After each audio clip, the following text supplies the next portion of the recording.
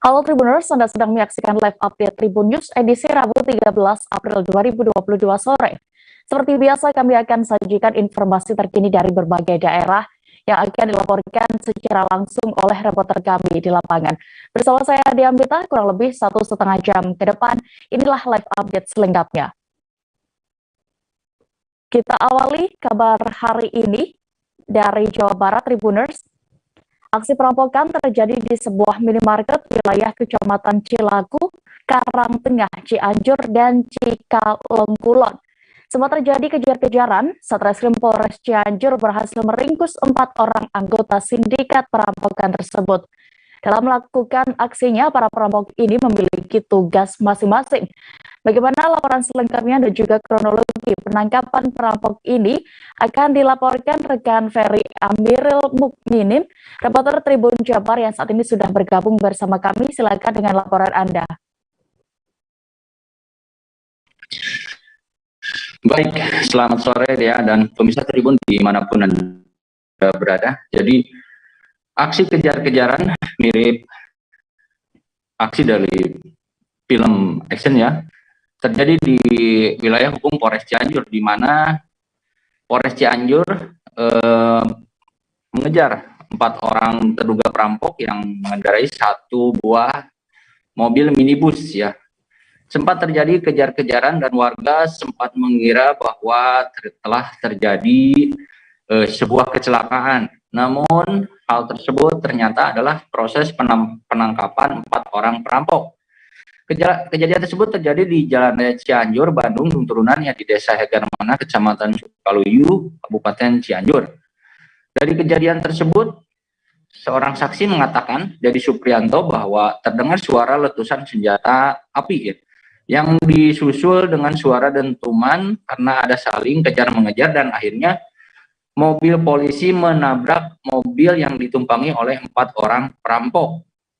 Dedi mengatakan ia tidak tahu persis sementara itu kenapa, namun mobil tersebut bertabrakan. Tabrakannya saat menuju arah Cianjur, ada 4 orang di dalam mobil tersebut. 3 orang diamankan di lokasi kejadian, 1 orang sempat melarikan diri sambil membawa sebuah senjata airsoft gun dan sempat menembakkan beberapa kali. Saksi mengatakan bahwa mobil yang ditumpangi para perampok ini berhenti setelah ditembak 1 buah bannya hingga pecah. Namun beberapa kali dalam kondisi kempes, mobil yang ditumpangi para perampok ini berusaha untuk kabur dan akhirnya ditabrakkan oleh mobil polisi di Hegarmana. Alhasil setelah ditabrakan, mobil perampok ini tidak bisa berkutik lagi. Demikian Dea. Baik, terima kasih rekan Ferry untuk laporan Anda dari Jawa Barat. Selamat bertugas kembali. Kita beralih ke informasi berikutnya. Balai Pengawasan Obat dan Makanan atau BPOM di Mamuju, Sulawesi Barat mengamankan puluhan ribu tablet obat terlarang. Bersama Ditreskrimsus Polda Sulbar, seorang pelaku pengedar obat-obatan terlarang di Mamuju akhirnya juga berhasil ditangkap. Penangkapan berlangsung di Jalan Soekarno-Hatta, Kelurahan Karim, Mamuju, saat pelaku membawa paket obat terlarang. Selengkapnya akan dilaporkan rekan Rahman, reporter dari Tribun Sulbar. Silakan dengan laporan Anda.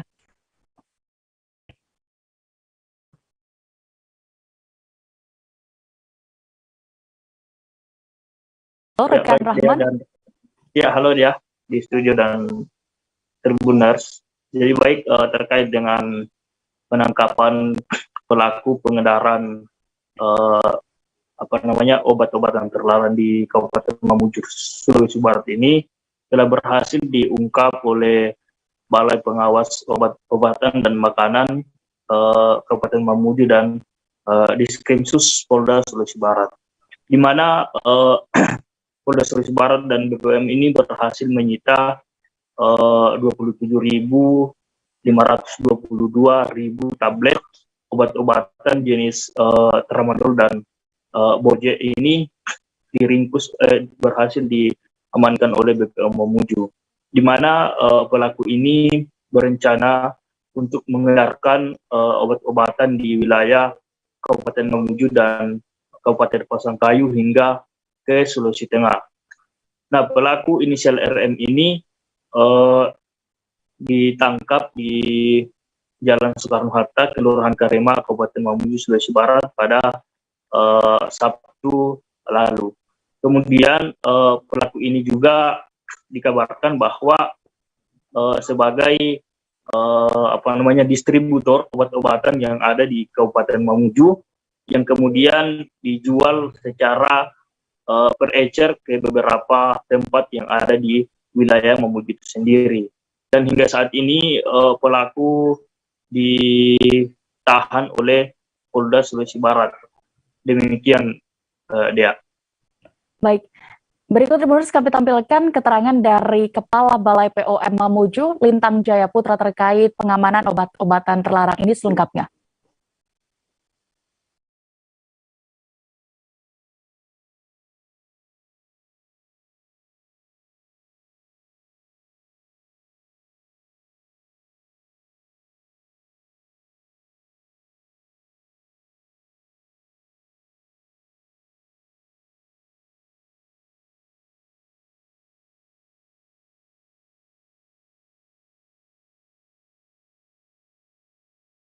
Pengusaha toko smartphone PS Store Putra Siregar ditangkap aparat kepolisian bersama artis Rico Valentino. Keduanya diamankan atas dugaan pengeroyokan terhadap seorang warga di kawasan Senopati, Jakarta Selatan. Disebut Putra dan Rico kini telah ditetapkan sebagai tersangka dalam kasus tersebut. Bagaimana kronologi kejadian ini akan dilaporkan rekan Anas Furkon Hakim, reporter dari Tribun Jakarta yang saat ini sudah bergabung bersama kami. Silakan dengan laporan Anda. Ya, baik, selamat sore ya.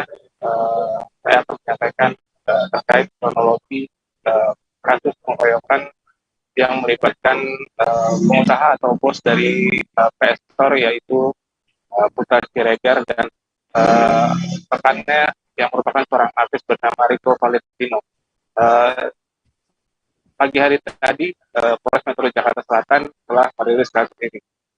Kapolres Metro Jakarta Selatan, Kombes Pol Budi Herdi Sugiarto, mengatakan bahwa pengeroyokan ini terjadi di sebuah kafe berinisial CD pada 2 Maret 2022 sekitar pukul 2.30 dini hari.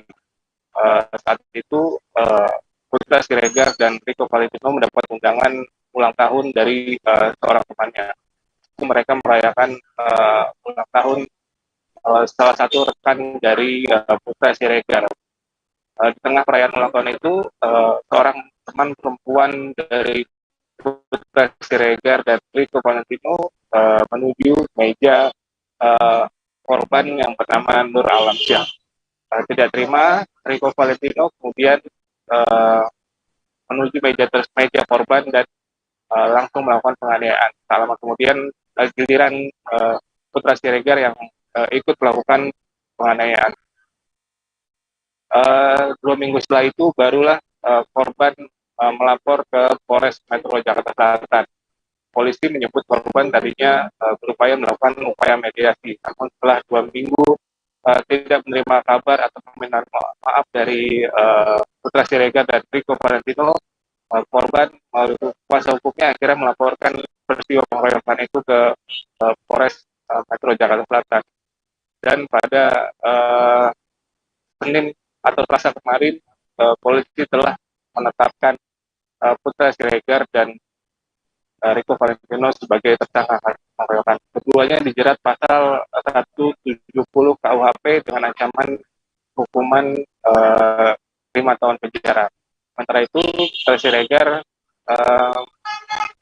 mengatakan bahwa dirinya tidak dijemput paksa oleh polisi, melainkan menyerahkan diri. Dia menyerahkan diri setelah pulang dari ibadah umroh.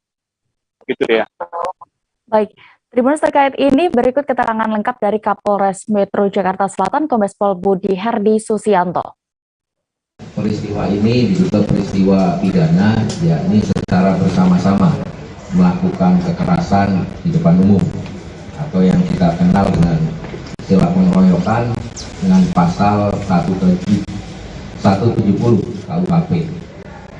Peristiwa ini terjadi pada tanggal 2 Maret 2022 sekira pukul 2.30 dini hari. Jadi pada peristiwa ini kebetulan terjadi di dalam KPCD tersebut, diduga telah terjadi peristiwa pidana secara bersama-sama melakukan kekerasan di depan umum yang diduga dilakukan oleh tersangka RP dan tersangka PS terhadap korban MNA. Jadi kronologis peristiwa pidana tersebut, pada saat itu baik korban maupun terduga pelaku itu sedang berada di kafe tersebut. Kondisinya ada yang sedang dalam keadaan minum, ya. Dan kemudian peristiwa ini dipicu karena ada salah satu kawan perempuan yang ada di kelompok RV dan PS ini kemudian mendatangi ke mejanya korban MNA. Entah apa yang dibicarakan, ya ini dalam proses penyidikan yang kami lakukan. Namun kemudian tersangka RV itu tidak senang dengan peristiwa tersebut. Kita beralih ke Provinsi Riau, Tribuners. Harimau kembali meneror warga desa Tasik Tebing, Bengkalis.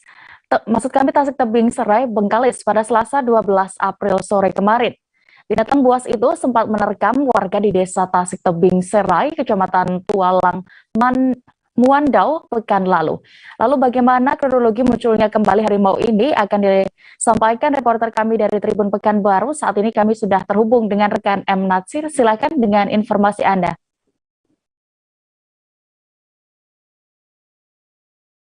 Selamat sore Dea, selamat sore dimanapun berada. Kemunculan harimau ini terjadi pada Selasa petang kemarin sekitar pukul 17.30 di desa Tasik Tebing Serai, Kecamatan Tualang Mandau, Kabupaten Bengkalis. Harimau ini menampakkan diri tepat di depan rumah salah seorang warga desa Tasik Tebing Serai, Kecamatan Tualang Mandau, yang kebetulan rumah mereka memang berada di sekitaran kawasan ladang sawit milik mereka. Nah, ketika harimau ini munculkan diri, mereka sempat mengabadikan gambar harimau tersebut di depan rumah mereka. Namun setelah itu pemilik rumah Marlon Tambah dan keluarga menghubungi RT setempat untuk minta bantuan agar mereka bisa terlepas dari ancaman teror harimau yang datang ke halaman rumah mereka. Sekitar pukul 19.00 tim RT dan bersama warga lainnya melakukan penyelamatan terhadap Marlon Tambah ini beserta 3 orang anaknya. Jadi mereka berlima diselamatkan oleh RT dan warga setempat. Mereka dievakuasi ke rumah keluarga yang jarak lebih jauh dari lokasi tersebut. Nah, kondisinya saat ini di sana masyarakat Tasik Tebing Serai sedang menunggu tim BKSDA Provinsi Riau untuk melakukan upaya-upaya untuk penangkapan terhadap harimau ini, sehingga kekhawatiran akan terekaman harimau yang sempat terjadi pada pekan lalu tidak terjadi. Nah, kondisi saat ini Ketua RT, Kepala Desa bersama Kapolsek Pinggir telah mengimbau masyarakat untuk mengurangi aktivitas di luar rumah sebelum tim BKSDA sampai ke lokasi tersebut untuk melakukan upaya-upaya penangkapan dan pengamanan harimau yang saat ini meneror warga sekitar. Nah, saat ini informasi terakhir yang kami terima dari Kapolsek Pinggir bahwa tim BKSDA masih dalam perjalanan dari Pekanbaru menuju ke lokasi desa Tasik Tebing Serai ini, dan mungkin akan tiba malam hari. Mereka rencananya akan melakukan upaya perangkap ataupun pembiusan terhadap harimau sehingga bisa diamankan dan kondisi kembali kondusif di desa tersebut. Mungkin demikian ya laporan kami dari Bengkalis. Baik, terima kasih rekan M. Natsir untuk laporan Anda. Selamat bertugas kembali. Kita beralih ke Jawa Timur. Beredar video yang memperlihatkan segerombolan pengendara motor menganiaya seorang anak penjual ketan. Peristiwa itu disebutkan terjadi di Jalan Berantas, Kota Batu. Karena tak mampu melawan, korban mengalami luka di bagian kepala, dada, perut, dan kaki. Bagaimana kronologis kejadian ini akan disampaikan reporter kami dari Surya Malang. Ada rekan Beni Indo di sana, silakan dengan laporannya.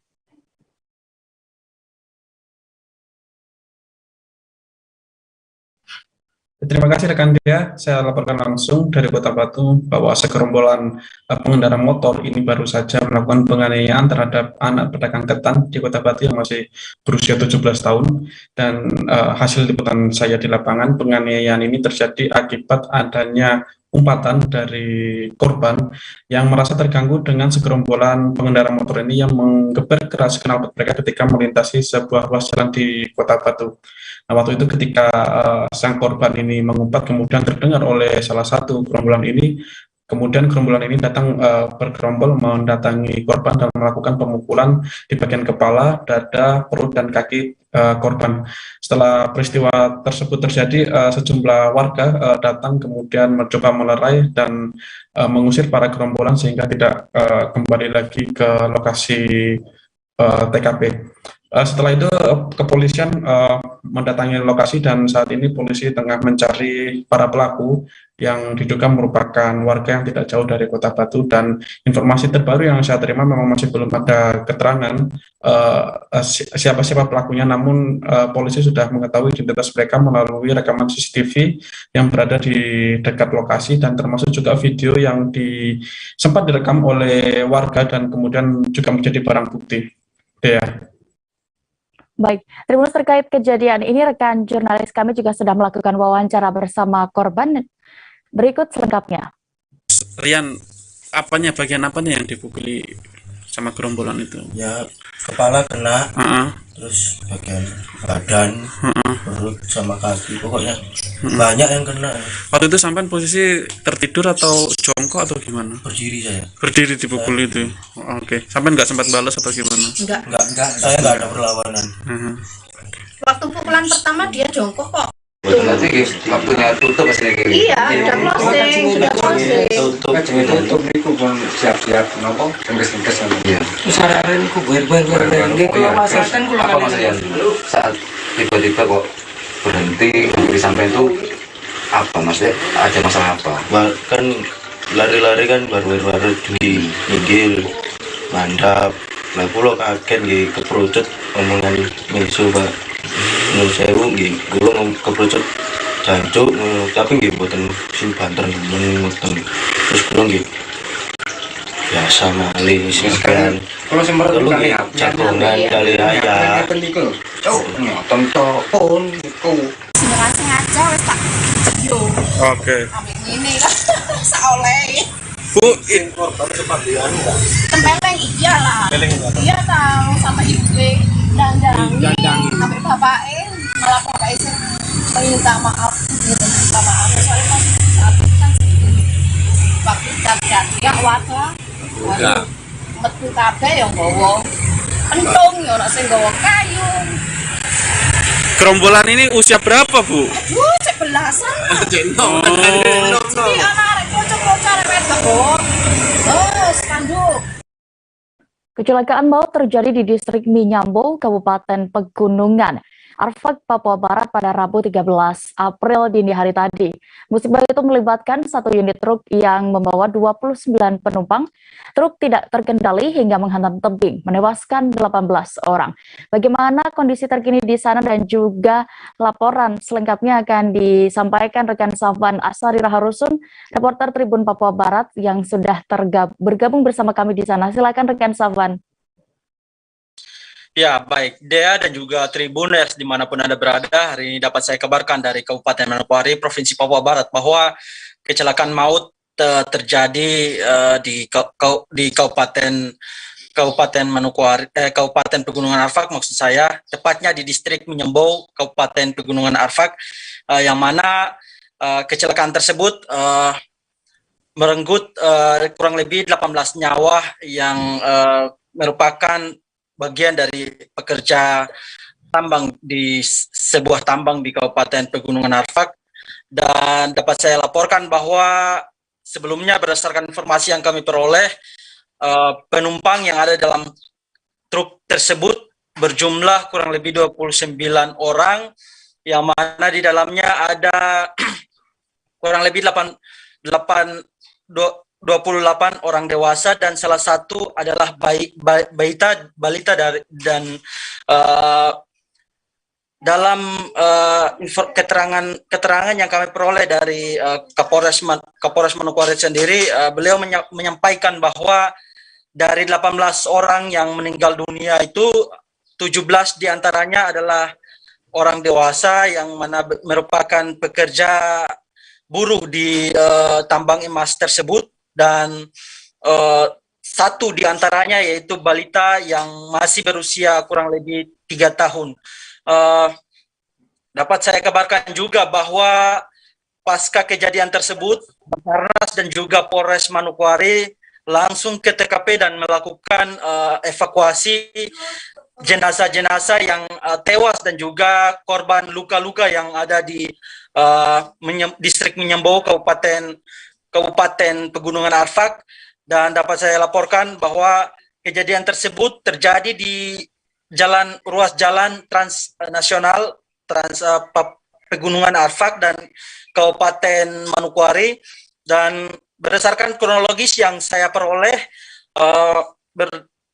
menurut penjelasan dari Kapolres Manokwari sendiri, beliau menjelaskan bahwa truk tersebut sebelumnya melakukan perjalanan dari Kabupaten Pegunungan Arfak menuju ke Kota Manokwari sekitar kurang lebih pukul 3 dini hari tadi, dan truk tersebut karena kelebihan beban muatan sehingga truk tersebut terpaksa melakukan pengereman beberapa kali, namun tidak bisa dikendalikan sehingga sopir truk langsung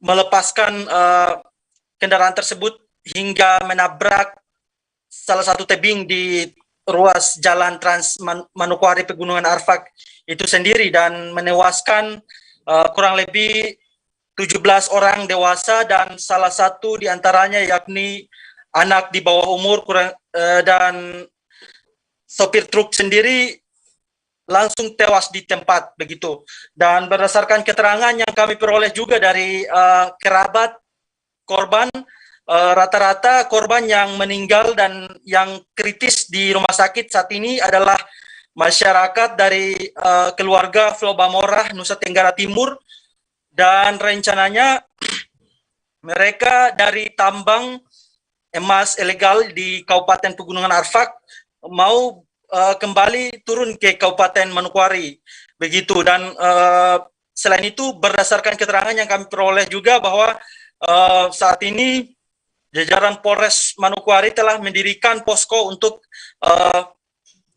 mengumpulkan data-data dari keluarga dan juga dari korban untuk selanjutnya dilakukan pencocokan dan dikembalikan ke pihak keluarga. Dan berdasarkan keterangan juga dari keluarga bahwa pihak perusahaan telah bersedia untuk bertanggung jawab dan besok rencananya akan mengirim kembali para korban ke Nusa Tenggara Timur dan selanjutnya dikebumikan di tanah kelahiran mereka masing-masing begitu. Ya.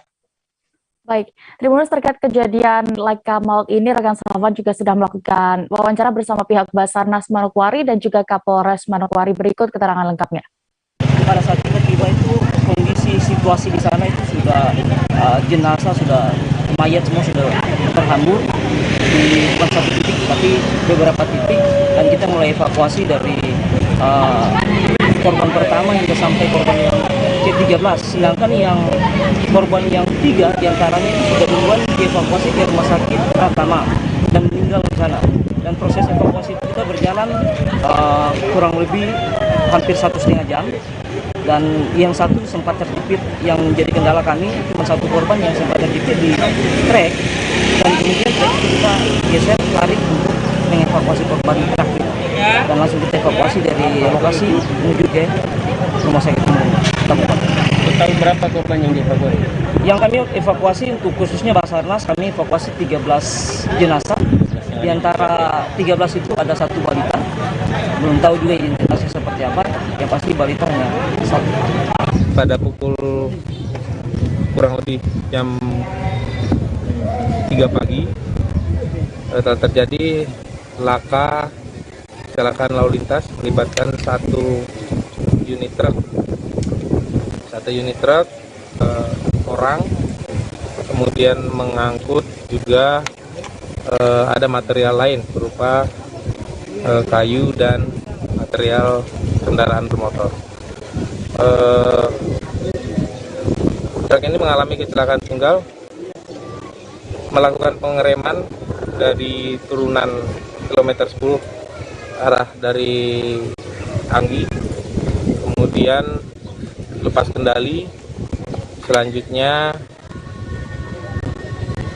mengerem dan tidak bisa mengendalikan, terakhir menabrak tebing dan mereka. Berapa yang kritis? Saat ini yang kritis ada 6 orang di sana. Kemudian selanjutnya kami dari Polres Manokwari setelah melakukan olah TKP, mengevakuasi korban. Selanjutnya akan membuka posko di Rumah Sakit Umum Daerah ini untuk melakukan identifikasi daripada jenazah dan nantinya berkoordinasi dengan keluarga untuk dapat dikembalikan kepada pelaku. Itu orang Manokwari semua kan ya? Dari Manokwari semua yang 19 orang. Masih kami identifikasi dan tahun 16-nya ini di dalam juga masih dilakukan proses identifikasi, mungkin nanti lebih jauh akan dijelaskan. Pasca insiden pengeroyokan pada 11 April lalu, kondisi terkini Ade Armando dikabarkan dalam kesadaran yang baik. Ketua Umum PIS itu juga masih bisa berkomunikasi dan berinteraksi serta merespons pembicaraan dengan tertawa. Bagaimana terkait lebih detail kondisi terkini dari Ade Armando akan dilaporkan rekan Rizky Sandi Saputra, jurnalis Tribun News yang saat ini sudah bergabung bersama kami. Silakan dengan laporan Anda. Ya, selamat sore Dea dan juga Tribuners. Bisa disampaikan bahwa pada hari ini tadi saya, Rizky Sandi Saputra, telah menyambangi Rumah Sakit Siloam Semanggi, di mana tempat dari proses perawatan untuk dosen Fakultas Ilmu Sosial Ilmu Politik Universitas Indonesia, yakni Ade Armando, pasca dikeroyok gitu atau mengalami penganiayaan akibat mengikuti aksi di depan gedung DPR Senin kemarin. Tadi pihak keluarga sekaligus Sekjen Pergerakan Indonesia untuk Semua PIS, yakni yang disebut Nong begitu. Nong menyebut kalau kondisi Ade dalam keadaan kesadaran yang baik begitu. Ini juga memastikan kalau Ade Armando maksud saya sudah bisa berkomunikasi layaknya orang biasa dan juga sudah bisa merespon interaksi dengan tertawa begitu. Tadi juga Nong menyatakan kalau Ade kondisinya stabil, hanya saja masih dalam penanganan khusus oleh ahli dari Rumah Sakit Siloam Semanggi begitu. Tak hanya Nong, tadi juga ada Direktur Rumah Sakit Siloam Semanggi, yakni Dr. Adityawati. Dirinya menyatakan kalau saat ini hingga hari ini maksud saya Ade Armando belum bisa dijenguk oleh pihak manapun begitu kecuali dari pihak keluarga, sebab salah satu halnya yakni adanya penerapan pembatasan penjengukan di masa pandemi ini dan juga kondisi Ade Armando yang masih tidak stabil dan perlu istirahat yang cukup begitu. Tadi Dokter Dita begitu disapanya menyatakan kalau Ade Armando masih dalam penanganan seluruh ahli dan juga tim dokter dari Rumah Sakit Siloam Semanggi, hanya saja dirinya belum dapat memberikan penjelasan terkait dengan kondisi detail dari Ade Armando karena itu alasannya masih di dalam penanganan kedokteran. Tak hanya itu, dia juga belum bisa dapat memastikan hingga kapan Ade Armando bisa dijenguk oleh halayak atau juga kerabat begitu, karena memang masih dalam keadaan yang intensif, perawatan intensif. Dirinya juga belum bisa menyatakan kapan Ade akan bisa pulang gitu untuk meninggalkan rumah sakit karena memang masih dalam perawatan yang cukup serius begitu deh ya. Tak hanya itu, tadi juga turut hadir yakni kuasa hukum dari Ade Armando yakni Aulia Rahim gitu, menyatakan kalau pihaknya sudah diberi kuasa oleh pihak keluarga untuk membantu proses hukum terhadap Ade Armando pengeroyokan ini.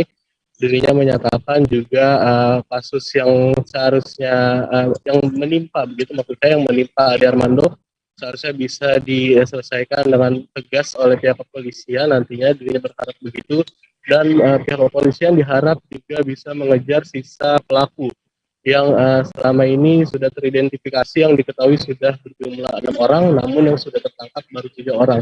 Dia berharap untuk kepolisian bisa segera menangkap 3 orang sisanya dan melakukan penindakan hukum yang tegas begitu, sebagaimana yang diharapkan juga oleh keluarga dari Ade Armando. Begitu dia dan juga Tribuners. Baik, Tribuners, rekan Rizky juga sudah mendapatkan keterangan dari Direktur Rumah Sakit Siloam Semanggi Jakarta Selatan. Berikut keterangan lengkapnya. Selamat siang teman-teman media yang saya hormati. Perkenalkan saya dengan Dr. Dita, Direktur Rumah Sakit. Jadi memang benar pada hari Senin tanggal 11 April ya, sore ya, Pak Ade Armando memang dibawa ke emergency Rumah Sakit Siloam Semanggi dan langsung kami berikan penanganan segera dan perawatan terbaik hingga hari ini. Dan seperti tadi disampaikan Nunung, memang masih dalam pemantauan ketat dalam penanganan para dokter kami memberikan perawatan terbaik. Kami tentu dari rumah sakit harus menjaga confidentiality pasien sehingga kami tidak bisa memberikan banyak keterangan terkait kondisi Pak Ade, karena ini adalah kerahasiaan pasien dan bukan untuk diberikan kepada umum ya. Jadi saya tidak bisa menyampaikan secara detail. Namun tadi sudah disampaikan oleh Ibu Nung, masih terus dalam pemantauan. Kita beralih ke Provinsi Lampung, Tribuners. Kabar seorang warga Kabupaten Waikanan ikut memukuli dosen Universitas Indonesia, Ade Armando, dalam demonstrasi di Jakarta beberapa hari lalu dipastikan hoax alias bohong. Polda Lampung bersama Polres Waikanan memastikan warga yang bernama Tribudi Purwanto itu berada di rumahnya saat insiden terjadi. Selengkapnya akan dilaporkan jurnalis Tribun Lampung, ada rekan Joviter Husin yang saat ini sudah bergabung bersama kami di sana. Silakan rekan Joviter. Baik, dia dapat saya sampaikan dari keterangan Kabid Humas Polda Lampung menyatakan bahwa berita tersebut hoak atau tidak benar. Pasalnya telah dikonfirmasi langsung kepada pemuda yang diduga ikut melakukan pengeroyokan terhadap Ade Armando, merupakan warga Belambangan Umpu, Kabupaten Waikanan, Provinsi Lampung. Dari klarifikasi pemuda tersebut diketahui bahwa dia sudah atau tidak berada di luar kabupatennya. Pemuda tersebut mengaku dirinya sudah lama berada di kabupaten atau tidak berpergian jauh selama periode demo tersebut. Bahkan aparat kepolisian juga memastikan pemuda bernama Tri Setia ini tinggal di kampung tersebut. Saat ini aparat kepolisian masih meminta klarifikasi lebih lanjut dari Tribudi tersebut. Demikian Dea. Baik, Tribuners, lebih lengkapnya rekan Jovita juga sudah mendapatkan keterangan dari Kombes Pol Zahwani Pandra Arsyad selaku Kabid Humas Polda Lampung. Berikut liputan lengkap. Bersama-sama kita ketahui bahwa kemarin hari Senin tanggal 11 April 2022 telah terjadi suatu kegiatan penyampaian aspirasi unjuk rasa oleh adik-adik mahasiswa di Jakarta, yang mana ini cukup banyak massa yang terlibat di sana, dan juga sempat adanya informasi di antara massa tersebut ada yang mengakibatkan salah seorang atas nama korban Ade Armando yang mengalami penganiayaan ataupun juga pemukulan daripada massa yang tersebut. Jadi yang sempat beredar viral ya di media sosial dan juga di info-info yang lainnya juga bahwa ada satu orang pelaku yang berasal dari Provinsi Lampung yang patut diduga dari Provinsi Lampung. Tapi setelah kami lakukan ya, yang diduga ini adalah sebagai pelaku dari Lampung, ya tentunya kami berkoordinasi melalui Kapolres Waikanan AKBP Teddy Rachesna, dan sudah didapat informasi kemarin. Ya, artinya yang bersangkutan ini artinya ya, di situ disebutkan sebagai kami melakukan klarifikasi atas nama Tri Setia Budi Purwanto, yaitu warga dari Belambangan Umpu, Kabupaten Waikanan, Provinsi Lampung. Dari hasil penelusuran, dari klarifikasi yang ada, dapat kami peroleh bahwa warga tersebut pada saat kejadian adalah berada di tempat. Kantor DPRD Palopo mengalami sejumlah kerusakan setelah kericuhan terjadi saat demo 11 April Senin kemarin. Wakil Ketua DPRD Palopo, Abdul Salam, mengklaim nilai kerusakan diperkirakan mencapai 200 juta rupiah. Bagaimana penampakan terkini kantor DPRD Palopo dan juga apa saja kerusakan yang akan dilaporkan wartawan Tribun Timur? Ada rekan Arwin Ahmad yang saat ini sudah bergabung bersama kami. Silakan dengan laporan Anda.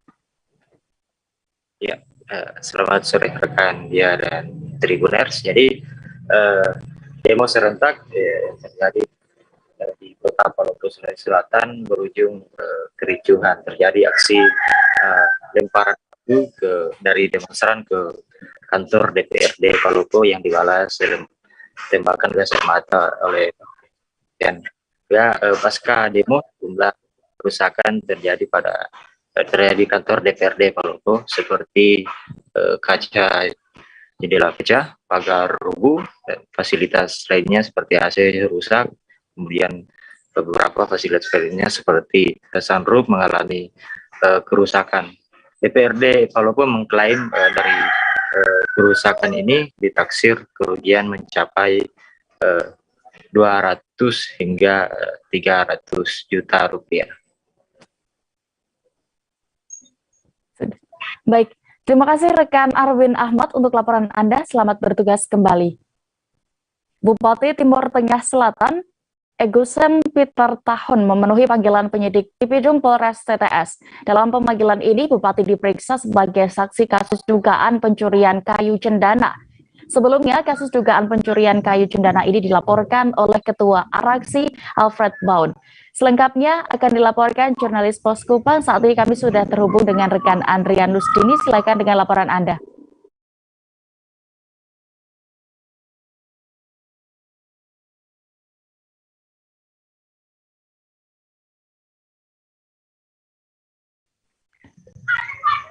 Baik Tribuners, Bupati Timur Tengah Selatan, Nusa Tenggara Timur, Egusen Peter Tahun memenuhi panggilan penyidik Polres TTS Selasa 12 April 2022 untuk menjalani pemeriksaan sebagai saksi dalam kasus dugaan pencurian kayu cendana.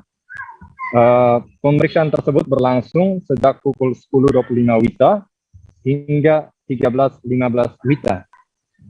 Bupati Epi Tahun didampingi kuasa hukumnya Steph Pobas dan Simon Tunmuni. Setelah menjalani pemeriksaan, Bupati Epi enggan memberi komentar kepada wartawan dan mengarahkan wartawan untuk berkomunikasi dengan kuasa hukumnya. Kuasa hukumnya mengatakan bahwa Bupati Epi ditanya ada sekitar 39 pertanyaan oleh penyidik. Dan semua itu terkait kayu cendana.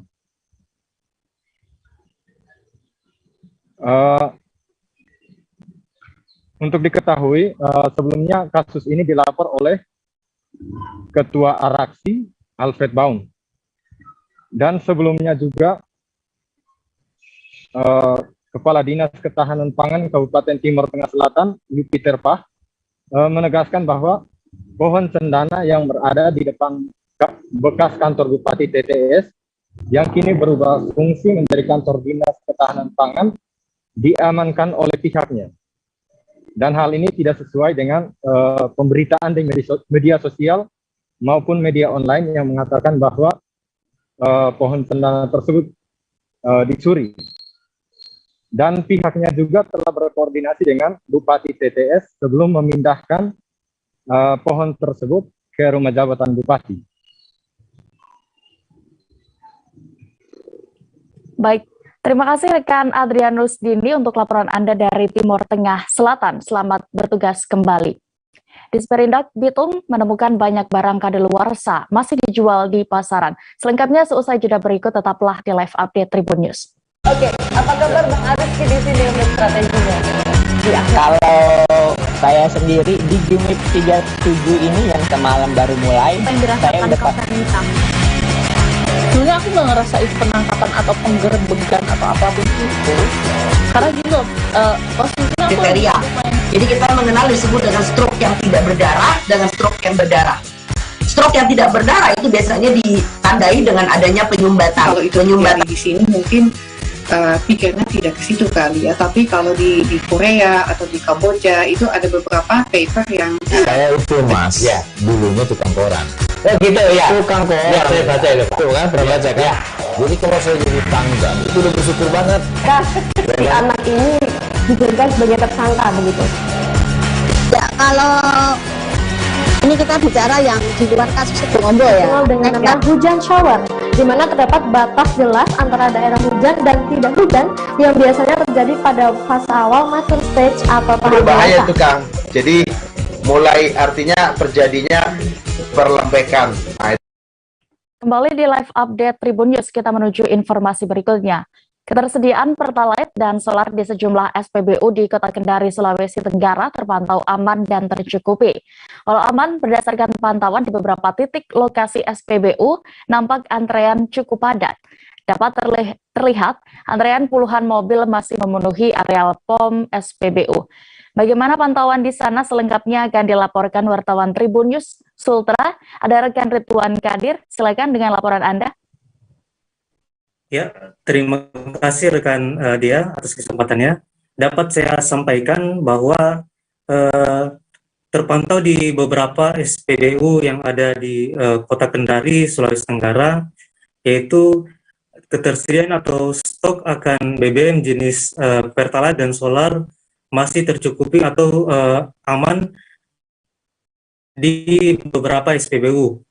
Kemudian seperti misalnya di SPBU Martando yang bertempat atau terletak di Kecamatan Ondonou, dapat saya sampaikan ketersediaan Pertalite itu berada di angka 24 kiloliter per harinya, sedangkan untuk solar berada di angka 16 kiloliter. Kemudian di tempat yang lainnya, yaitu di SPBU Teratai, ketersediaan akan BBM jenis Pertalite maupun solar juga terbilang cukup aman atau tercukupi. Dapat dilihat dari sisi distribusi BBM untuk Pertalite dan solar yang dilakukan pengiriman dari Pertamina TBBM Kendari tiap harinya. Untuk kedua jenis BBM tersebut mendapat bagian sebesar 24 kiloliter per harinya. Dengan mekanisme pendistribusian yang pertama itu sebanyak 16 kiloliter dan berikutnya pada pendistribusian yang kedua yaitu sebanyak 8 kiloliter untuk pendistribusian kedua. Kembali ke rekan Dia. Baik, terima kasih rekan Ridwan Kadir untuk laporan Anda. Selamat bertugas kembali. Tribuners, diketahui sejumlah BBM saat ini tengah mengalami kenaikan harga. Salah satunya yaitu Pertamax. Di Kabupaten Tanah Tidung, Kalimantan Utara, Pertamax dibanderol dengan harga Rp12.750 per liternya. Kenaikan bahan bakar minyak ini di Kabupaten Tanah Tidung khususnya ternyata kerap mempengaruhi harga pangan di sana. Bagaimana sebenarnya kondisi terkini di sana terkait ekonomi di sana akan dilaporkan wartawan Tribun Kaltara. Saat ini kami sudah terhubung dengan rekan Risnawati. Silakan dengan laporan Anda.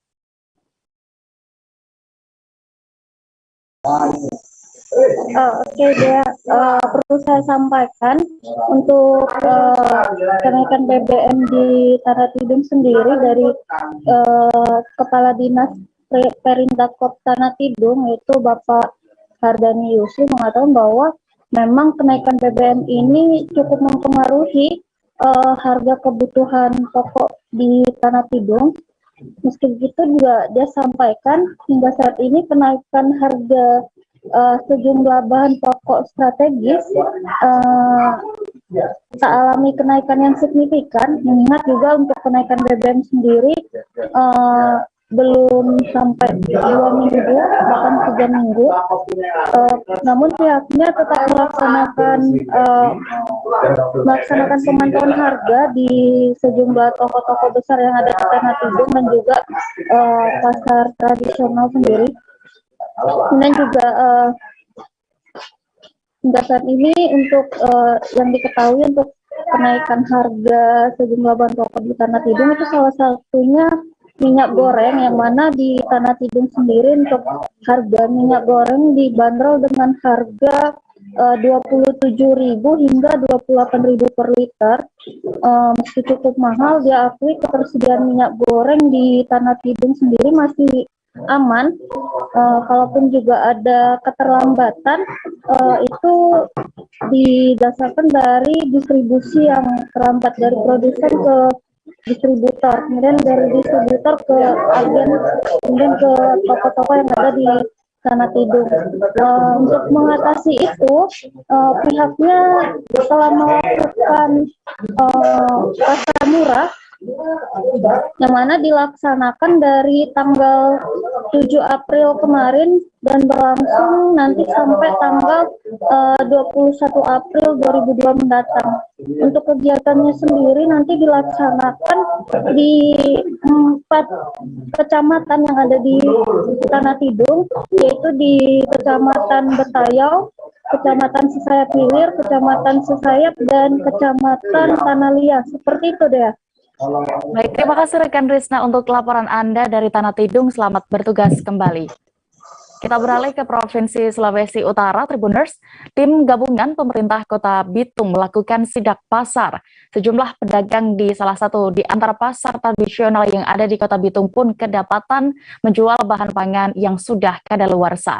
Beberapa yang kadaluarsa seperti belasan saset bumbu masak, susu kental manis, kemasan kaleng, sirup, dan masih banyak lagi. Apa saja itu dan juga kondisi di sana saat sidak ini?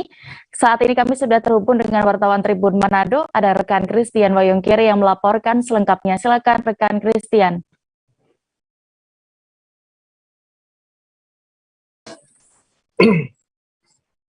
Selamat sore rekan Bea dan Tribuners dimanapun Anda berada. Dapat kami laporkan terkait dengan hasil inspeksi mendadak atau sidak yang dilakukan oleh tim gabungan pemerintah Kota Bitung yang terdiri dari tim pengendalian inflasi daerah dan tim percepatan penyelesaian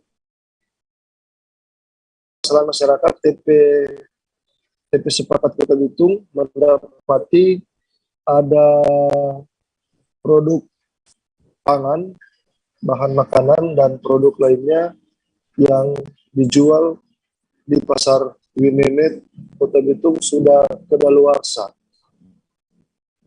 Dan seperti yang Anda saksikan, masa kadaluarsanya tidak tanggung-tanggung Tribuners. Ada yang sudah sejak 2019, 2020 dan 2021 sudah waktu kadaluarsa, namun masih saja dijual oleh para pedagang yang ada di pasar Wimemet. Dan hari ini juga hari Rabu tanggal 13 April 2022 sidak juga kembali dilakukan di Pasar Girian dan kembali mendapati produk bahan pangan atau bahan makanan yang sudah kadaluarsa di Pasar Girian. Jadi untuk 2 hari pelaksanaan sidak mendapati beberapa bahan pangan yang sudah kadaluarsa begitu ya. Dan selain di pasar modern, selain di pasar tradisional, sidak ini juga dilakukan di toko atau swalayan. Ada 3 toko yang dilakukan sidak juga mendapati beberapa produk yang dijual atau dipajang sudah dalam kondisi kadaluarsa, sehingga pihaknya langsung melakukan penyitaan atau mengambil sampel untuk dimusnahkan dan memberi warning keras kepada pedagang yang kedapatan menjual barang yang sudah kadaluarsa. Ke depan nanti jika masih ditemukan akan langsung diberi tindakan atau sanksi tegas, yaitu pencabutan izin berjualan. Dan operasi ini atau sidak ini dilakukan dalam rangka mengecek ketersediaan kebutuhan bahan pokok menjelang Hari Raya Idul Fitri di toko, agen, supermarket, dan pasar-pasar yang ada di Kota Bitung. Demikian dia dan Tribuners, terima kasih. Baik, Tribuners, terkait ini juga rekan Christian sudah melakukan wawancara bersama Kepala Seksi Perlindungan Konsumen dan Tertib Niaga Dinas Perdagangan. Berikut keterangan lengkapnya. Jadi ketika kita masuk mengawasi barang-barang yang beredar di dalam toko City Mart, salah satunya adalah ikan kaleng, merek apa tadi ya? Ikan kaleng lah ya. Ilma mentega 250 gram, masa expire 1 April 2022. Nutri Baby Royal 400 gram, masa expire 16 Februari 2022. Kerupuk udang Vina, masa expire 2 Agustus 2021. Susu saset Hilo 19 April 2020. 2022. Minta maaf itu enggak? Masih 19 April ini ya, maksudnya. masih berlaku. Susu Cap Nona. Nah, itulah jenis-jenis produk yang didapati kadaluarsa di toko City Mart Kota Bitung. Komisi 8 DPR RI bersama Kementerian Agama akan mengumumkan besaran biaya perjalanan ibadah haji 1443 Hijriah atau 2022 Masehi ini. Rencananya pengumuman akan digelar dalam sesi konferensi pers setelah rapat kerja dengan Menteri Agama Yakut Khalil Qomas pada hari ini Rabu 13 April petang nanti. Bagaimana persiapannya dan juga ini nanti akan dilaporkan oleh wartawan Tribunnews. Saat ini kami sudah terhubung dengan rekan Khairul Umam. Silakan rekan Umam dengan laporan Anda.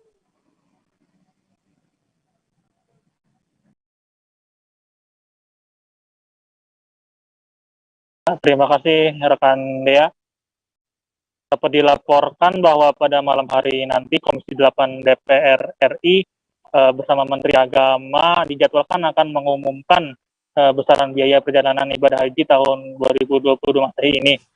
Namun sebelum mengumumkan biaya ibadah haji pada tahun ini, saat ini Komisi 8 DPR RI bersama pihak Kementerian Agama masih terus melakukan rapat kerja untuk memfinalisasi berapa besaran biaya haji tahun 2022 ini.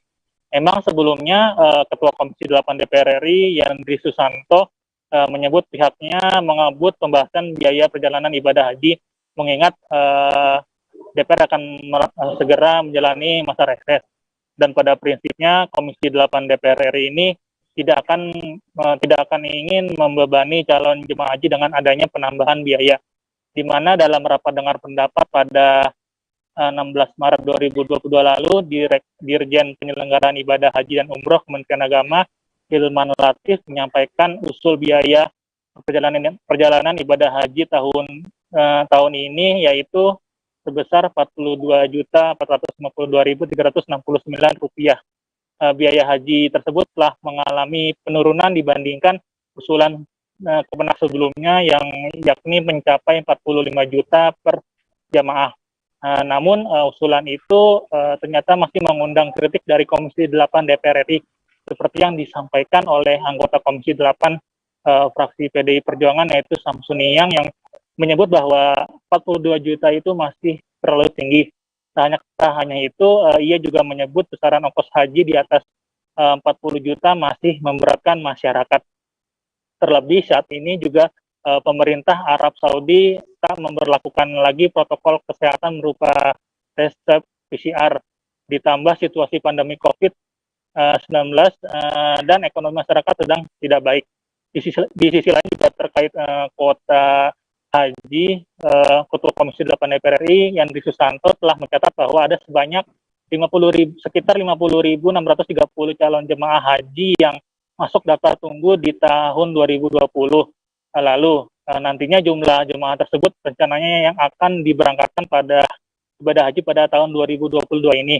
Namun Yandri mengatakan DPR bersama pemerintah masih mengupayakan adanya kuota lebih yaitu sekitar 106.000 jemaah haji untuk bisa direalisasikan pada tahun ini. Adapun angka tersebut merupakan 50% dari kuota awal pada tahun 2020 yaitu sebesar 210.000 jemaah haji. Demikian rekan Dea. Baik, terima kasih rekan Khairul Umam untuk laporan Anda dari Jakarta. Selamat bertugas kembali. Kita bergeser ke Jawa Barat, Tribuners. Kereta api Pangrango sudah mulai kembali beroperasi sejak Minggu 10 April 2022 kemarin. Sebelumnya, kereta api Pangrango ini sempat tidak beroperasi selama beberapa bulan. Pengoperasian kembali KA Pangrango ini disambut oleh antusias masyarakat yang hendak berpergian menuju Sukabumi. Selengkapnya akan dilaporkan reporter Tribun Bogor. Saat ini kami sudah terhubung dengan rekan Rahmat Hidayat. Silakan dengan informasi Anda. Ya baik, Dea dan rekan-rekan Tribuners lainnya dapat kami sampaikan bahwa kereta api Pangrango jurusan Bogor Sukabumi sudah mulai beroperasi kembali pada tanggal 10 April 2022 lalu. Dalam pengoperasian yang pertama kali itu, Dirjen Perkeretaapian Kementerian Perhubungan langsung meninjau dan memberangkatkan rute pertama ataupun perjalanan pertama dari KA Pangrango dari stasiun Paledang Bogor menuju stasiun Sukabumi. Dalam pengoperasiannya kali ini, KA Pangrango masih menggunakan jalur lama ataupun jalur tunggal dari ruas jalur Bogor Cicurug yang melintasi ruas jalur Paledang Sukabumi. Hal tersebut menurut Jul Fikri selaku Dirjen Perkeretaapian mengingat saat ini progres pembangunan double track yang sedianya bisa dioperasikan dalam waktu dekat ini masih belum tahap selesai. Namun dalam progresnya Zulfikri mengatakan bahwasanya saat ini pembangunan double track Bogor Sukabumi sudah mencapai angka 96%.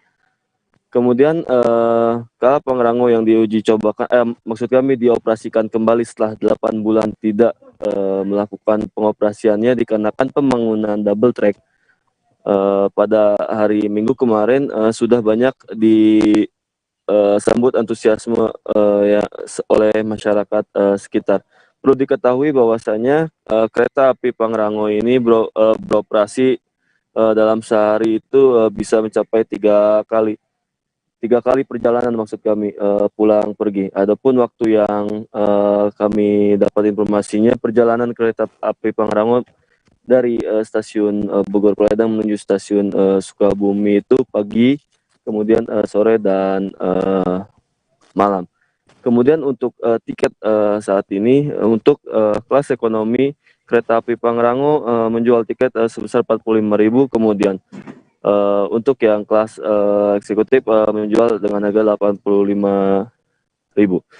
Kemudian sebagai tambahan informasinya kami pun mendapatkan informasi lainnya dari Dirjen Perkeretaapian Kemenhub Jul Fikri. Beliau mengatakan bahwasanya saat ini mungkin pengoperasian kereta api Pangrango hanya menggunakan jalur tunggal Bogor Sukabumi. Namun diperkirakan pada akhir bulan April ini atau sekitar awal bulan Mei, kereta api Pangrango sudah bisa menggunakan jalur ganda ataupun double track yang saat ini masih dalam tahap pembangunan dan sebentar lagi akan selesai. Hal tersebut menurut Zulfikri akan menambah pelayanan terbaik dari kereta api Pangrango.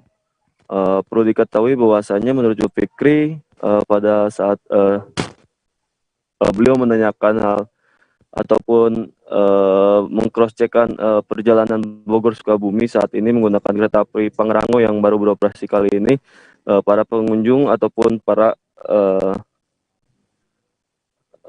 pengguna kereta api Pangrango bisa melakukan perjalanannya selama hampir kurang lebih 2 jam perjalanan dari Bogor menuju Sukabumi.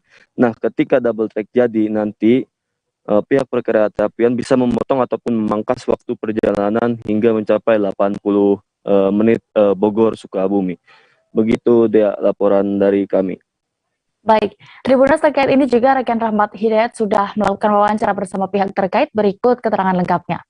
Track ini yang memang terpaksa mengingat mobilitas yang ada di sepanjang jalur itu, rencana ini harus diberhentikan yang jalur yang masih untuk mempercepat sebenarnya kalau tidak dihentikan memang di sepanjang alhamdulillah setelah kita kita selesaikan dan kita operasikan. Ini adalah tahap pertama dari pekerjaan double track Bogor Sukabumi. Jadi tahap pertama artinya kereta yang tadi yang di jalur yang lama itu kita operasikan kembali, masih menggunakan di jalur yang lama. Sementara pekerjaan untuk di double tracknya sudah selesai, itu sudah 96%.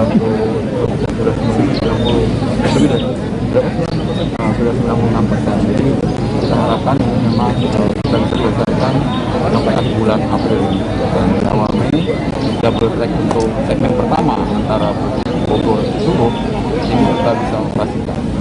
Selesainya ini double track ini nanti punya kapasitas jalur kita makin meningkat dengan adanya double track pekerjaan. Tidak hanya jumlah perjalanan, tapi panjang rangkaian kereta itu juga bisa lebih panjang. Ini terbukti tadi dengan kereta itu sudah bisa, yang dulu hanya 5 kereta satu rangkaian, sekarang sudah bisa 8 rangkaian, sudah bisa hampir satu loko sudah bisa 8. Ini kita memang dulu selain double track, kita kemiringannya juga bisa. Berapa kali perjalanan Pak dalam satu hari? Kalau jumlah perjalanan tentunya ini akan disesuaikan dengan demand, dengan permintaan, karena di jalur ini memang luar biasa tinggi dan ya tadi masyarakat merasakan manfaat dengan waktu tempuh. Tadi saya sudah wawancara berapa, dulu itu sekitar 4 jam, ada yang bahkan 6 jam dari Bogor ke Sukabumi.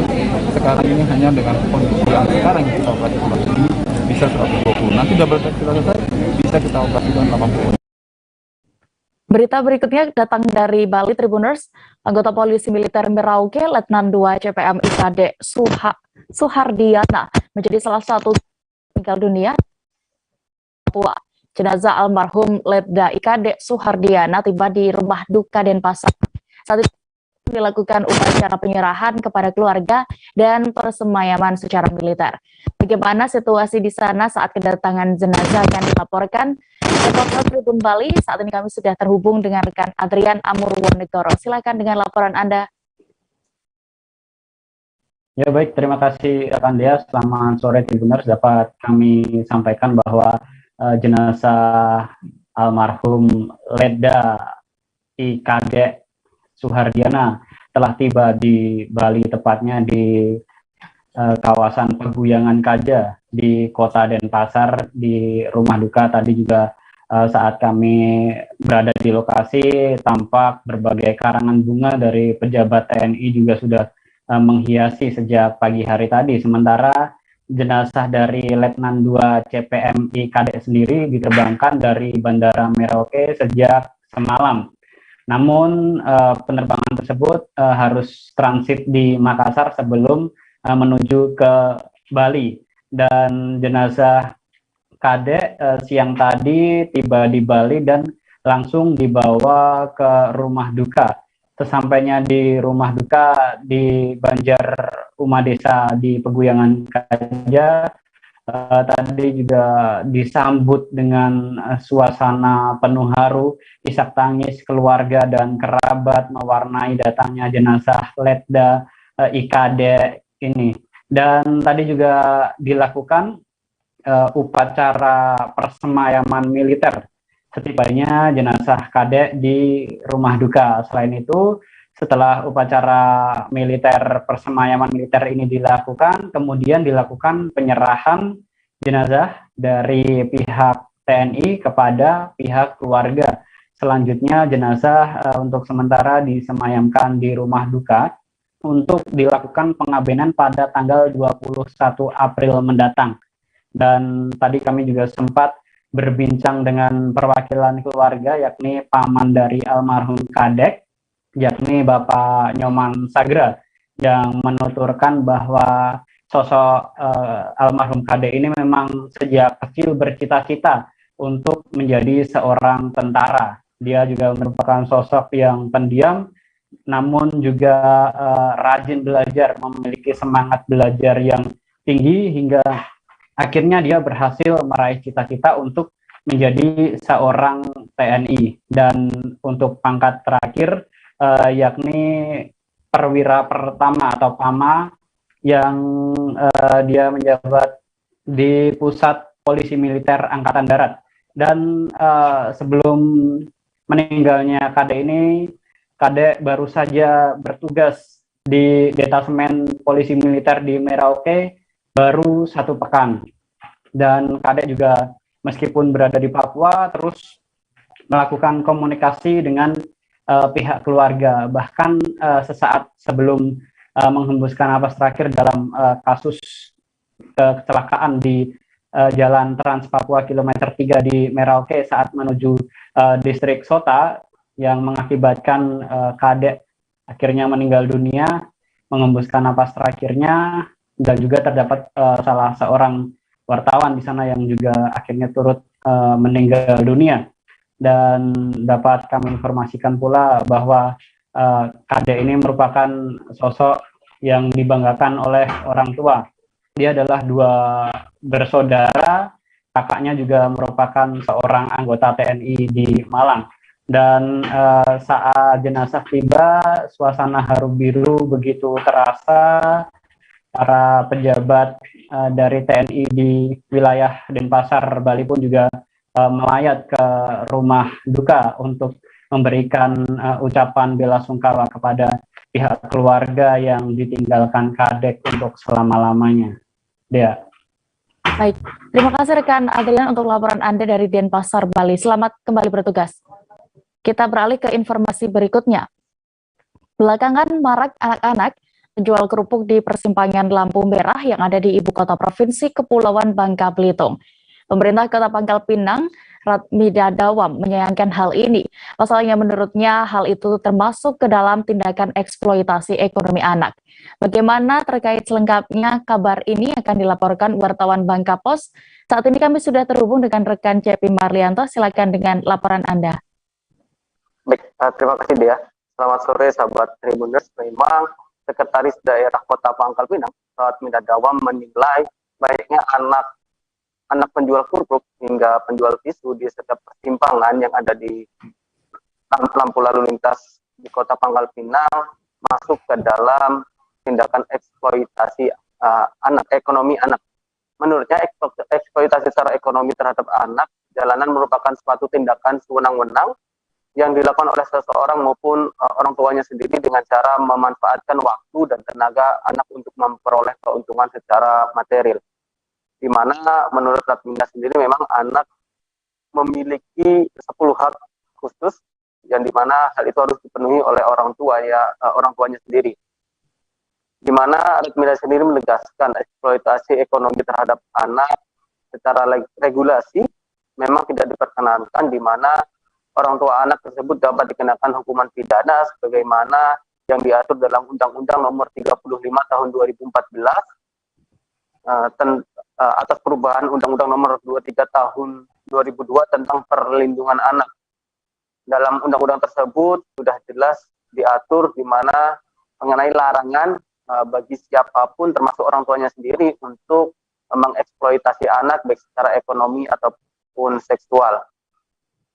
Sekda juga menilai dirinya sendiri juga menolak keras tindakan eksploitasi ekonomi terhadap anak, di mana yang hal itu dilakukan oleh orang tuanya, di mana hal itu juga seperti yang ketahui anak-anak sendiri memiliki hak 10 hak khusus yang dimana dalam masa tersebut harus diberikan oleh orang tuanya.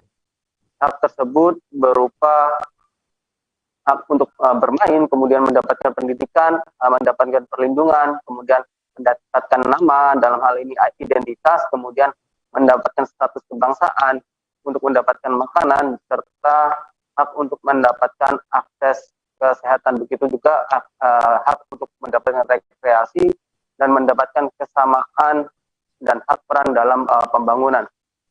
Oleh karena itu, Ratmida sendiri meminta para orang tua untuk dapat memberikan hak terhadap anaknya tersebut, terutama dalam memperoleh pendidikan dan bermain, di mana pemerintah Kota Pangkal Pinang sendiri telah menjalankan wajib belajar selama 12 tahun.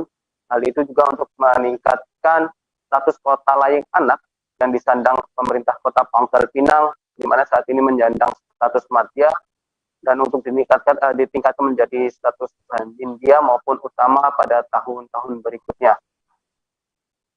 Begitu pula seperti yang diungkapkan oleh Kepala Dinas Pemberdayaan Perempuan, Perlindungan Anak dan Keluarga Berencana Kota Pangkal Pinang, Eti Fahriati, di mana memang pemerintah Kota Pangkal Pinang sampai saat ini terus berupaya untuk menyelesaikan permasalahan anak-anak yang kerap berjualan di beberapa persimpangan lampu lalu lintas yang ada di Kota Pangkal Pinang. Seperti yang ketahui memang beberapa persimpangan di Kota Pangkal Pinang seperti Simpang 4 Ramayana, kemudian Simpang 7 Kota Pangkal Pinang kerap dijadikan daerah ataupun langganan anak-anak menjual kerupuk hingga tisu di tempat-tempat tersebut. Di mana sejauh ini juga pemerintah Kota Pangkal Pinang terus mendalami apakah ada unsur eksploitasi yang dilakukan oleh orang tuanya maupun orang lain. Selain itu juga pemerintah Kota Pangkal Pinang telah mengeluarkan peraturan daerah nomor 7 tahun 2015 tentang penanganan gelandangan, pengemis, dan anak jalanan, di mana di dalam pasal 36 dilarang keras memang pergelandangan dan pengemisan di jalan atau di tempat umum, baik secara perorangan maupun kelompok, dengan alasan apapun itu tidak diperbolehkan. Bahkan dalam pasal yang lain juga setiap orang dilarang untuk mengajak, membujuk ataupun membantu, menyuruh dan memaksa mengkoordinasikan orang lain secara perorangan ataupun kelompok sehingga menyebabkan terjadinya pergelandangan atau pengemisan. Selain itu juga pemerintah Kota Pangkal Pinang juga tegas memberikan sanksi bagi masyarakat yang memberikan uang ataupun hal lain sebagainya kepada pengemis ataupun gelandangan yang ada di Kota Pangkal Pinang, di mana dalam perda tersebut setiap lembaga ataupun badan usaha yang melakukan pelanggaran terhadap ketentuan pasal tersebut dapat dikenakan pidana kurungan paling lama 6 bulan atau denda paling banyak 50 juta. Selain dapat dikenakan pidana, setiap orang ataupun lembaga usaha yang melakukan pelanggaran tersebut setelah Perda nomor 36 nomor 7 tahun 2015, di mana dapat dikurung dengan kurungan pidana, ancaman kurungan pidana selama 10 hari atau denda paling banyak 1 juta rupiah. Begitu rekan dia. Baik, terima kasih rekan CP Marlianto untuk laporan Anda dari Pangkal Pinang. Selamat bertugas kembali. Posko tunjangan Hari Raya atau THR mulai dibuka di seluruh wilayah Indonesia termasuk di Kalimantan Utara. Di Kabupaten Malino, pos layanan dan aduan pembayaran THR keagamaan telah dibuka di kantor Dinas Ketenagakerjaan. Saat ini kami sudah terhubung dengan rekan Muhammad Supri, wartawan dari Tribun Kaltara yang akan melaporkan selengkapnya. Silakan rekan Supri dengan informasi Anda. Baik, selamat sore rekan Dea dan rekan-rekan di studio. Untuk pos aduan THR di wilayah Kabupaten Malino sama seperti tahun-tahun sebelumnya, di mana Dinas Ketenagakerjaan Kabupaten Malino membuka posko aduan pembayaran tunjangan hari raya keagamaan di kantor Dinas Ketenagakerjaan Kabupaten Malino. Kemarin kami mewawancarai Kepala Seksi Penyelesaian Perselisihan Hubungan Industrial, Ferry Runtuweni, menyatakan bahwa mengacu pada posko pengaduan tahun lalu, pihaknya tidak menemukan ada perusahaan yang terlambat, yang tidak membayar THR atau tunjangan hari raya pekerja. Namun berdasarkan laporan dari perusahaan yang ada di wilayah Kabupaten Malino, setidaknya adanya keterlambatan pembayaran untuk tunjangan hari raya keagamaan. Untuk THR sendiri dibayarkan paling lambat 7 hari sesuai dengan ketentuan dalam surat edaran Menaker bahwa harus dibayarkan paling lambat 7 hari sebelum hari raya, atau dalam hal ini Hari Raya Idul Fitri Lebaran tahun 2022.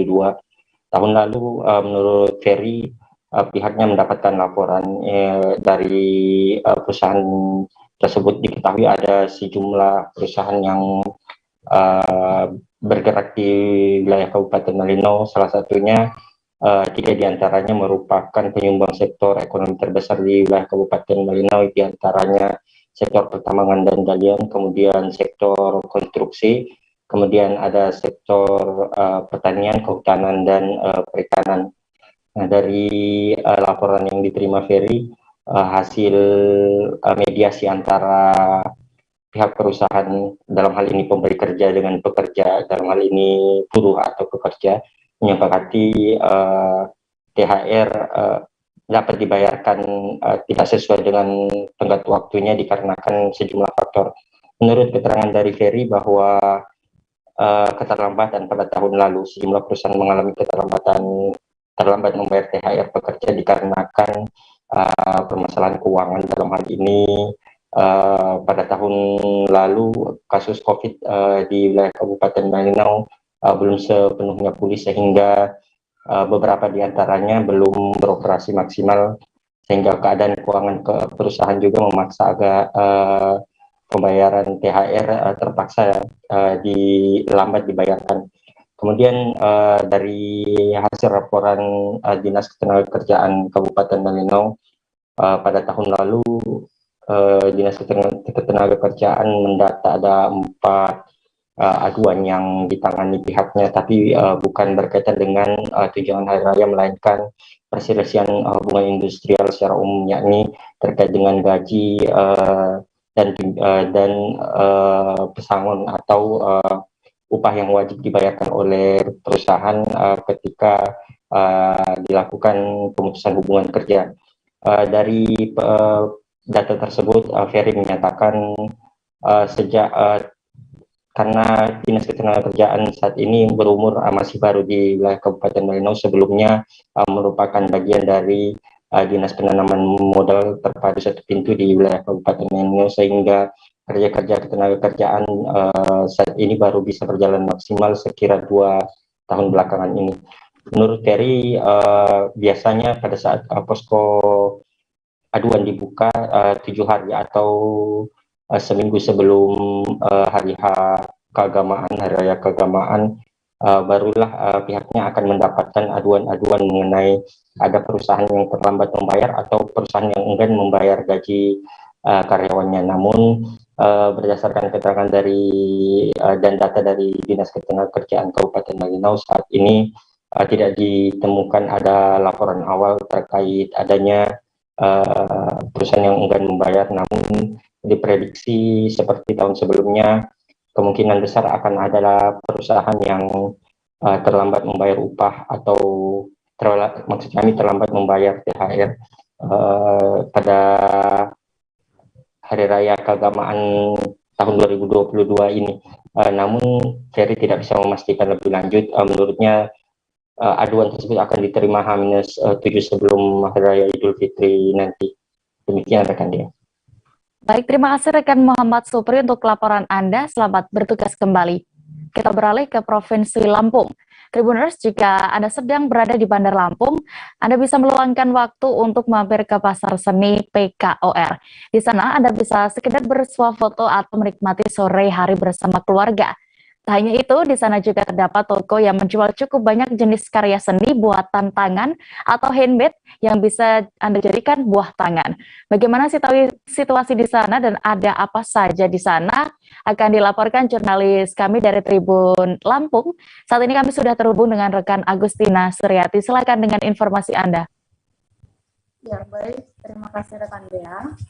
Jadi untuk Tribuners dimanapun Anda berada, ada satu pondok di Pasar Seni PKOR Wai Halim, Kota Bandar Lampung, di mana pondok tersebut bernama Rimba Raya 88 atau yang dulunya bernama Cermai. Jadi di dalam pondok tersebut, Tribuners bisa lihat pernak-pernik aksesoris dan juga pajangan-pajangan rumah yang dibuat dari barang-barang bekas, dan seluruh aksesoris dan juga pajangan tersebut itu diukir dan dibuat sedemikian rupa oleh sang pengrajin bernama Wilson Aryo ya. Jadi Wilson mendapat wawasan dan kemampuan untuk membuat beberapa jenis karya seni. Di antaranya kebanyakan dari itu adalah karya seni kriya, di mana dia dulu dapatkan dari sebuah komunitas yang dia ikuti di Jakarta. Jadi di dalamnya, di sana Wilson membuat berbagai macam aksesoris seperti kalung, lalu ada cincin, ada juga lukisan, dan juga banyak dompet, dan juga di sana ada bermacam-macam perhiasan seperti anting-anting ya. Jadi perhiasan, aksesoris, dan juga pajangan di sana cukup unik dan bernilai seni tinggi karena dibuat dari kayu yang diukir, terutama ada satu kalung liontin topeng, di mana liontin tersebut berukuran kecil namun memiliki detail ukiran yang cukup menarik karena di sana di situ liontin tersebut dibentuk sedemikian rupa menggunakan tangan Wilson sendiri dalam bentuk topeng. Jadi selain itu ada pula kalung berliontin yang terbuat dari kulit ya. Jadi kulit tersebut dilukis dan juga diukir oleh Wilson. Lalu kemudian ada juga kalung yang berliontin batu bekas. Di sana juga dikreasikan sedemikian rupa menjadi indah dan bernilai seni tinggi. Lalu ada juga biota laut seperti kerang, di sana juga dijadikan perhiasan aksesoris, jadi dijadikan liontin kalung, dan juga ada juga yang untuk dijadikan sebagai cincin ya. Jadi ada juga perpaduan kayu antara kayu dengan resin, jadi dia padukan sedemikian rupa menjadi satu benda yang indah untuk dipandang. Jadi untuk Rimba Raya 88 ini di sana juga mematok harganya tidak terlalu mahal, mulai dari Rp5.000 untuk gelang sederhana sampai Rp50.000. Lalu untuk kalung sendiri itu harganya hanya dibanderol sekira Rp8.000 sampai Rp100.000. Jadi bermacam-macam harganya sesuai dengan tingkat kesulitan pembuatannya. Lalu ada juga yang sedikit terlewat, ada juga beberapa lukisan. Di sana ada lukisan yang dilukis dengan ampas kopi. Di sana bisa di custom atau dipesan sesuai request pelanggan ya. Jadi ada juga selain lukisan dengan bubuk kopi, ada juga lukisan dengan cat akrilik serta sketsa wajah. Jadi pelanggan bisa memesan terlebih dahulu melalui DM Instagram atau bisa datang langsung untuk melihat Rimba Raya 88 tersebut di Pasar Seni Pekor Pondok Kelima. Sekian Dea. Baik, terima kasih rekan Agustina untuk laporan Anda dari Lampung. Selamat kembali bertugas. Informasi tadi sekaligus menutup perjumpaan kita dalam live update hari ini, Tribuners. Lantaran masih di tengah pandemi, kami kembali mengingatkan Anda untuk selalu menerapkan protokol kesehatan dimanapun berada, meski sudah mendapat vaksin dosis lengkap. Jangan lupa juga saksikan live update Tribun News esok hari di seluruh kanal YouTube Tribun Network. Saya Dea Mita beserta kru yang bertugas pamit. Terima kasih dan sampai jumpa.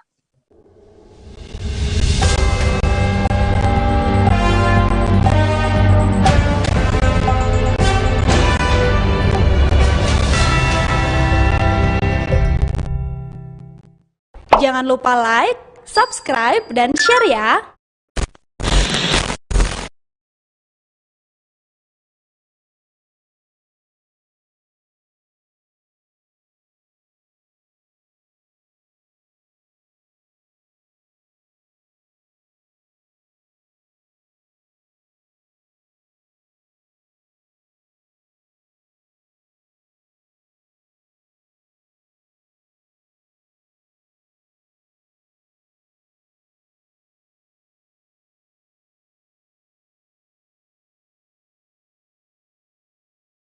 Seperti yang kita ketahui, hari ini Badan Eksekutif Mahasiswa Seluruh Indonesia atau BMSI menggelar aksi unjuk rasa di berbagai daerah.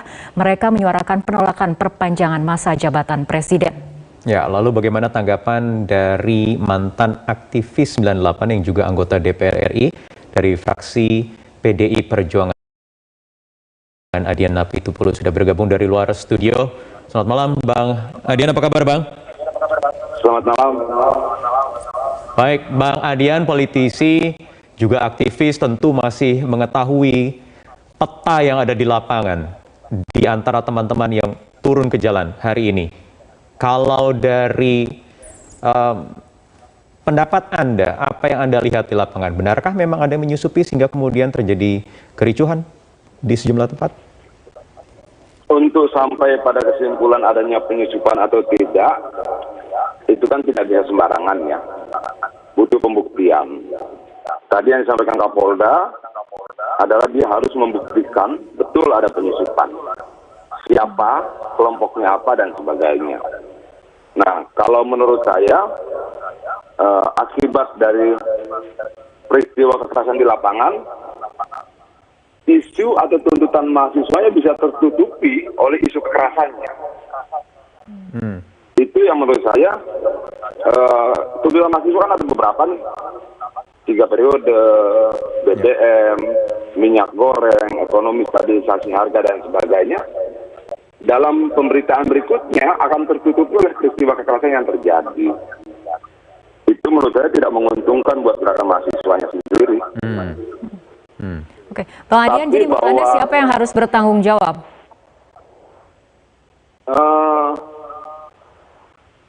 Mengenai pertanggungjawaban secara personal pelaku kekerasan itu polisi dong nanti yang akan menentukan toh siapa pelakunya dan sebagainya, akan ada upaya pembuktian.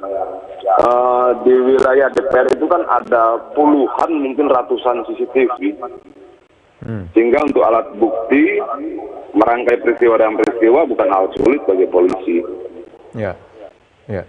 Bang Adian, kalau tadi Anda katakan dengan adanya aksi kekerasan ini, kemudian tujuan dari aksi mahasiswa jadi tertutupi, artinya ya besar kemungkinan itu memang ada pihak-pihak di luar mahasiswa yang melakukannya. Begitu, Bang?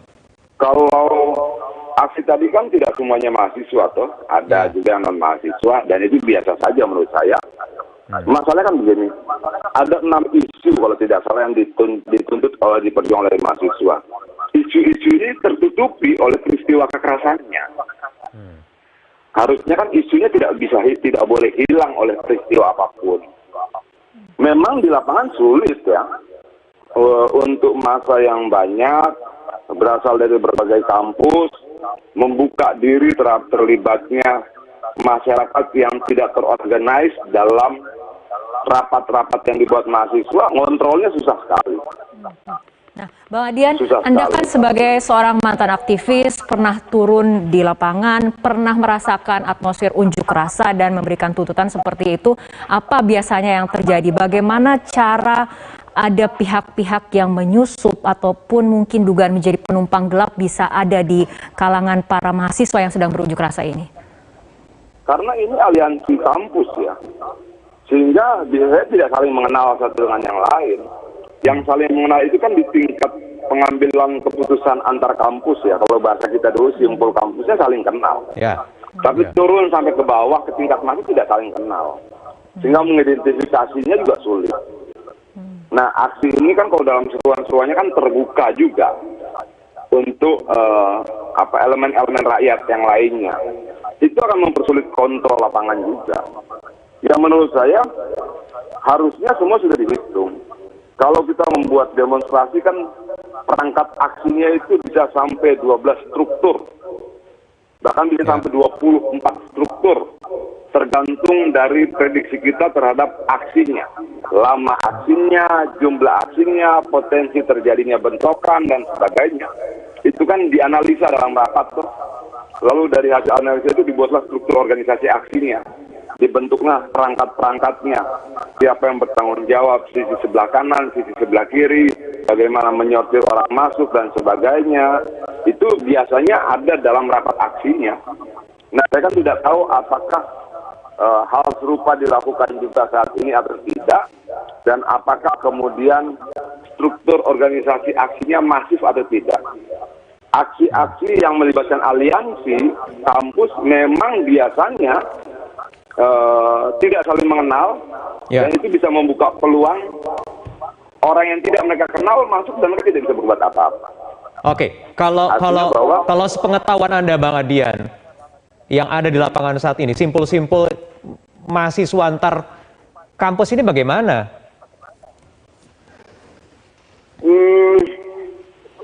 Kalau menurut saya begini ya,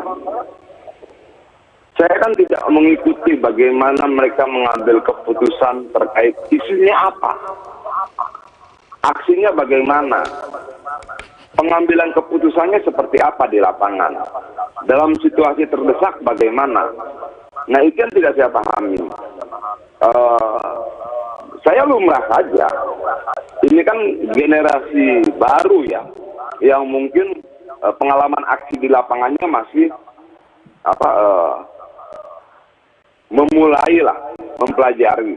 Akan ada banyak kesalahan, akan ada banyak kekurangan. Tapi menurut saya biasanya habis aksi ini kita kan kumpul nih. Seluruh perangkat aksi itu bisa 200-300 orang kumpul, kita mengevaluasi apa salahnya, apa gunanya. Baru di aksi kedua, aksi ketiga dan berikutnya akan lebih baik. Oke. Baik.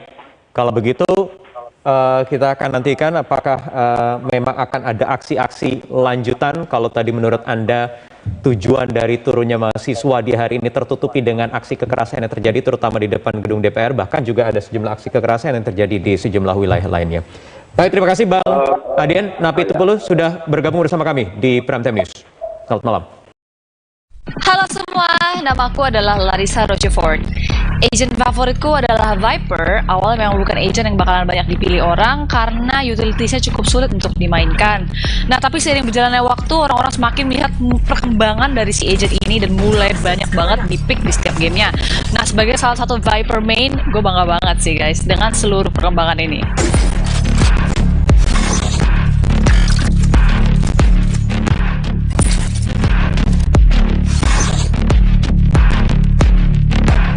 Viper adalah seorang controller, dari judulnya aja udah jelas ya guys. Sesuai dengan nama dan pekerjaan agent ini juga, seluruh skill dari si Viper ini mengandung toksin atau racun. Line up Viper berbeda-beda tiap map dan ada hafalannya juga loh. Nah, jangan lupa buat kasih info ke teammate kalian kalau kalian tuh mau mengactivate salah satu dari skill kalian, karena bisa aja malah ngasih advantage ke musuh bukan ke temen. Kenapa bisa suka sama agent ini? Mungkin karena dia short hair ya guys, sama kayak aku, dan juga mukanya tuh ses abis. Nah, tapi beneran deh, aku ngerasa sangat pede pas lagi defense side kalau lagi pakai Viper. Nah, untuk attacking side sendiri, Viper bukan seorang entry fragger, jadi kalian bisa komunikasi lebih banyak sama tim kalian. Risa ada beberapa contohnya ya. Skill C-nya Viper, Snakebite, dia bisa meluncurkan projectile yang memantul dari dinding dan menjatuhkan kolam racun ke tanah. Racun ini memberikan damage per second dan juga ngasih status vulnerable ke musuh, yang artinya bikin mereka menerima masuk damage 2 kali lipat lebih sakit. Biasanya aku pakai buat mencegah musuh biar nggak masuk ke site atau pas post plan-nya untuk cegah musuh defusing the spike. Skill Q Viper atau Poison Cloud, dia kayak lempar botol kecil penghasil gas beracun yang bisa dinyalain dan dimatiin. Karena ukurannya seperti dome dan smoke agent lainnya, berfungsi banget untuk menghalangi vision musuh sekaligus ngasih status decay. Skill E-nya atau Toxic Screen adalah wall screen yang beracun yang bisa dideploy memanjang, menembus dinding dan bebas diatur di seluruh map. Karena jangkauannya panjang, menghalangi vision musuh sekali.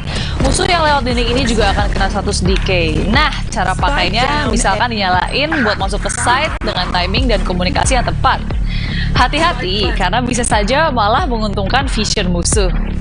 Skill Ultimate Viper atau Viper Speed, Viper nge-switch masknya menjadi satu topeng full dan menghasilkan gas beracun dalam skala besar melalui tabung yang ada di tangannya. Ultinya itu ngasih status decay ke musuh, terlihat seperti awan besar, terus pelan-pelan HP atau darah musuh kamu berkurang banget, berkurang maksimal pas ada di dalamnya. Dan juga mereka nggak bisa menggunakan vision atau jarak pandangnya selama ada dalam ulti Viper. Viper bebas keluar masuk ultinya, tapi perlu diketahui kalau berada di luar ultinya terlalu lama, nanti ultimate-nya bisa hilang. Aku punya tips buat kalian semua.